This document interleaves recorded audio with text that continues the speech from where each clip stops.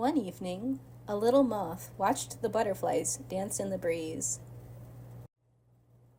He tries his best to flutter just like them. But when the moth got close to the butterflies, his fluttering scared them away.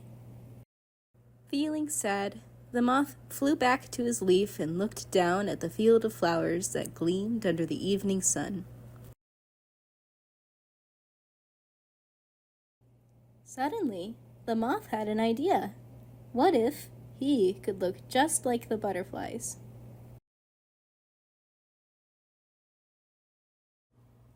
The moth skipped among the flowers, looking for bright colors to put on his wings. He even found a special shiny thing. Lastly, the moth tied up his antenna with string. The moth admired his reflection and his new look.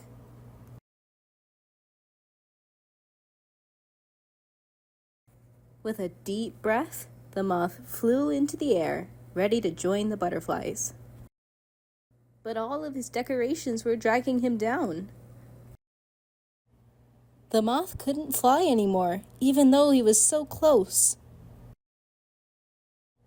The moth fell down into the pond below.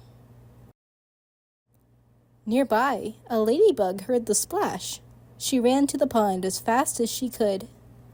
Soaking wet, the moth climbed out of the water. He didn't see the huge toad in front of him. But then the ladybug rolled in and saved him.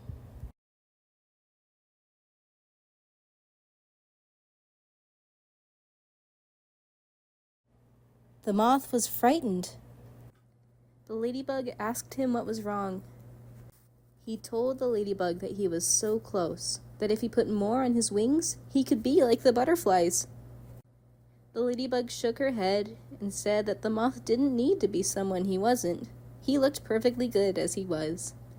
The moth was welcome to join her and her friends for some nectar and pollen instead, if he wanted.